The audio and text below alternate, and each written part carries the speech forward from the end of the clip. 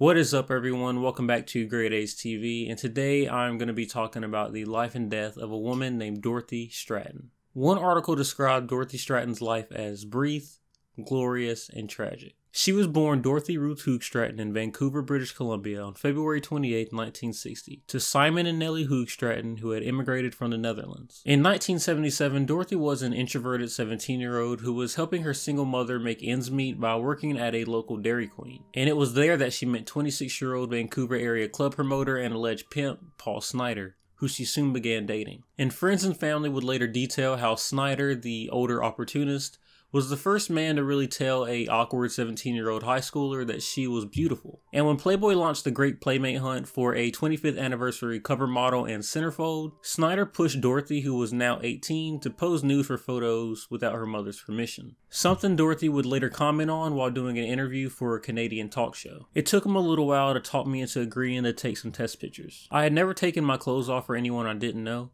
It took me about 2 weeks to agree. And after a few people at Playboy saw her pictures, they immediately flew her out to Los Angeles and she became a candidate in the competition. And although another model named Candy Loving beat her out that year, the people at Playboy had seen enough of her to offer her a job as a bunny at Playboy Club West, where at 18 she wasn't even old enough to serve drinks. So she went on to earn her green card and she officially moved to Los Angeles with her boyfriend Paul Snyder. However, this was very much a big change for her. She was a small town girl living in a big city and was still considered naive and very gullible. She didn't believe that everybody lied and all the liars came to Los Angeles. I said to Snyder, "Do you care about her?" And he said, "Yeah." I said, "Well, if you really care about her, take her back to Vancouver. She doesn't belong here." I said, "She's nice. She's got a great figure, got a beautiful face, and this town will destroy her." But Snyder didn't take her back to Vancouver. What many people thought at the time and what many people truly believe now is that Snyder was an opportunist who saw Dorothy as his meal ticket to becoming rich and famous. So instead of worrying about her best interest, he worried about his. So once they got to LA, all Paul Snyder did was tighten his grips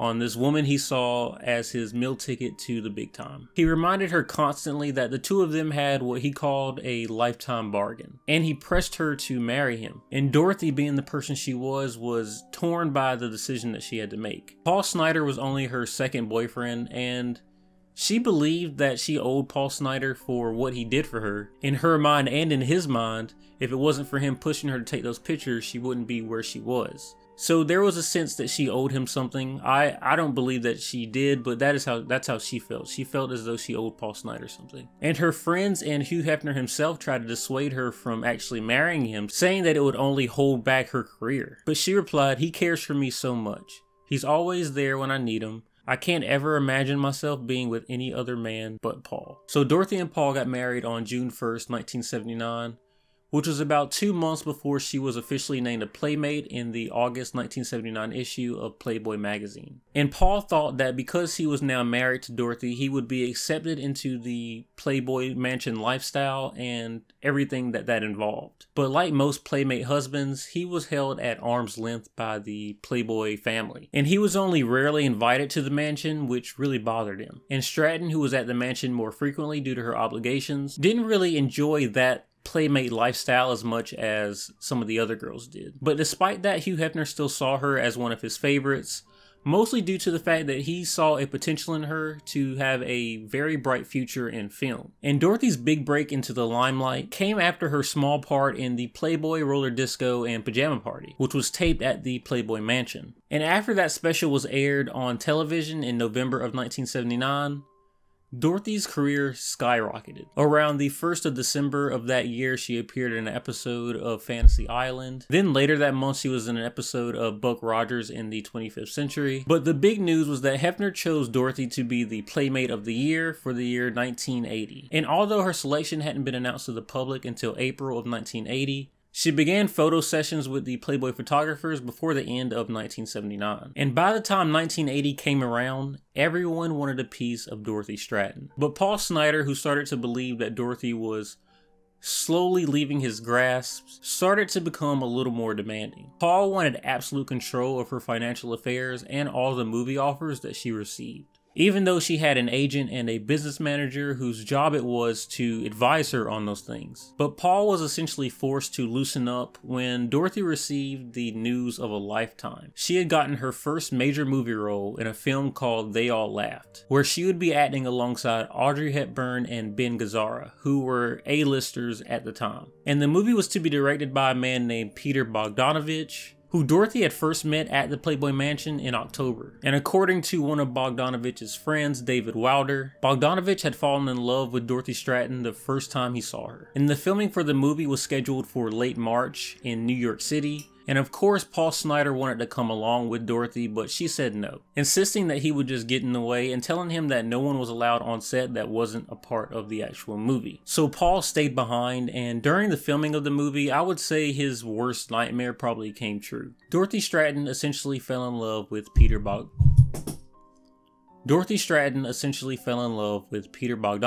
Paul Snider, meanwhile, was calling Dorothy basically every chance he got, checking up on her.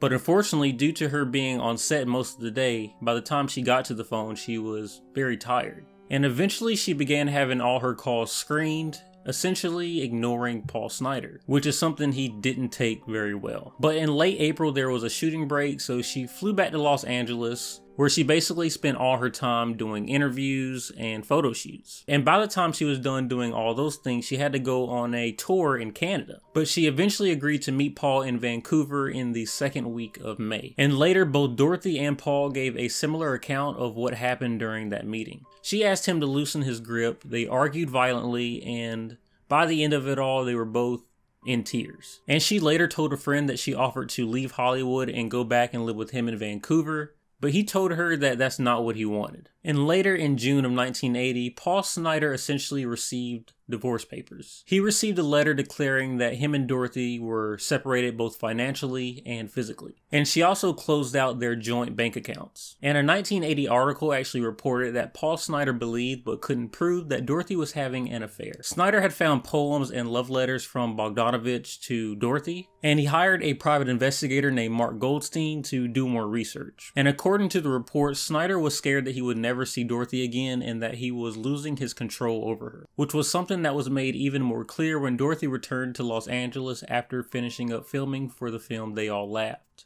Once she returned, she informed Snider that she would be moving into an apartment in Beverly Hills alone. But Paul later found out that that not only was a lie, but that Dorothy was actually living with Peter Bogdanovich in his Bel Air home. But sometime later, on August 8th of 1980, Dorothy agreed to meet Paul Snider for lunch. But the lunch was a disaster and ended with Dorothy confessing that she was in love with Peter Bogdanovich and that she wanted to separate from Paul, which Paul Snider did not take well. Sometime later, in the classified section of the newspaper, Paul found a man in San Fernando Valley who was selling a gun, a 12-gauge Mossberg pump shotgun to be exact. So he called the person, arranged a meeting, and bought the gun, as well as learned how to fire and load the gun. And I think we all know why he bought that gun and what he's planning on doing with it. Dorothy, meanwhile, had promised to call Paul on Sunday, but didn't call him till Monday, something that is pretty common and isn't that big of a deal, but for Paul at this point,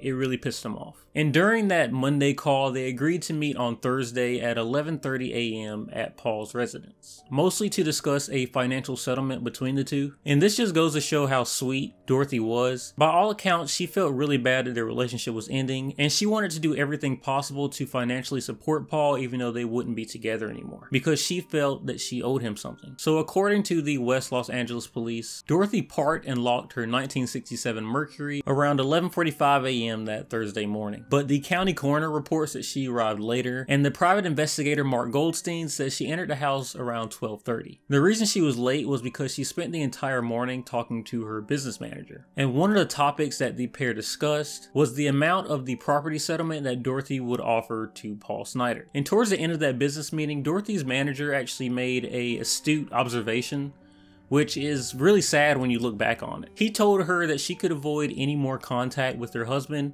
if she just let lawyers settle the divorce proceedings. But she replied that the process would go easier if she dealt with Snider personally, explaining that he was being really nice about it and also at the end stating, "I'd like to remain his friend." And shortly after she arrived, Mark Goldstein called Paul Snider to ask how things were going, and in code, Snider replied that things were going okay. But despite calling periodically throughout the day, that was the last time Mark Goldstein could get in contact with Paul Snider. So shortly after midnight, Mark Goldstein called one of Paul Snider's roommates and asked him to knock on the door to check on Paul since he wasn't answering the phone. So the roommate went to the room, he knocked, and when there was no response, he opened the door. And what he witnessed when he opened that door was so horrible that his first instinct was to immediately close the door and just get away. On August 14th, 1980, Paul Snider and Dorothy Stratten were both found nude in his West Los Angeles home, both dead from a shotgun blast to the face. And police were later able to determine that Paul Snider tied Dorothy Stratten up, raped her, and then shot her in the face before he shot himself. Paul Snider was 29 years old and Dorothy Stratten was only 20 years old. So after the roommate saw what he could only describe as a horrible nightmare, he called Mark Goldstein, and Mark Goldstein actually got there before the police did. And Mark was the person who broke the news to Hugh Hefner. Hefner then broke the news to the people at the Playboy mansion, and then he called Peter Bogdanovich. And Dorothy's mother was visited the next day by the RCMP, and they broke the horrible news to her. And 5 days later, Dorothy Stratten's body was cremated, and her remains entered at the Westwood Village Memorial Park Cemetery in Los Angeles, California, which is also the resting place of Marilyn Monroe, and eventually became the resting place for Hugh Hefner himself. And on Dorothy Stratten's grave marker is a passage chosen by Peter Bogdanovich from chapter 34 of Ernest Hemingway's novel, A Farewell to Arms. And this is such a tragic story, and there are so many events that could have taken place that would have stopped this tragic ending from happening. But there's so much that went on in her very short life story. Some would say she was torn between three men who all had different goals for her, but only a small few of those goals were with her best interest in mind. Peter Bogdanovich obviously loved her, and something that is a little creepy is that he eventually went on to marry her little sister, who was 12 at the time that they met, but he didn't marry her until she was 20, the same age as her sister. I don't know if that was done purposely or it was just a coincidence. But they did get a divorce, I believe, 12 years later, and he admitted in a book that he wrote that he never really got over Dorothy, and getting in a relationship with Dorothy's sister was his way of coping with not being able to see her ever again.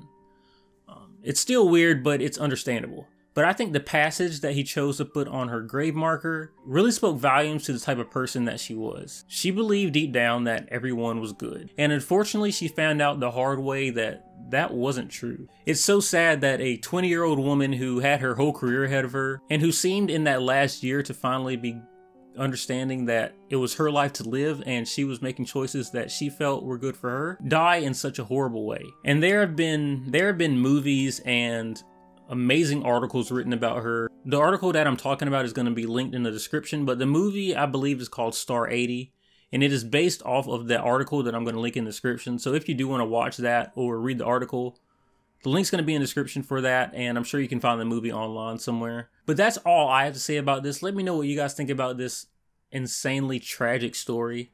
Make sure to like if you liked the video, and unlike if you didn't like the video. Comment and subscribe if you haven't already. I hope you guys continue to have a great day, great week, great month, great year. And like always, I will catch you next video.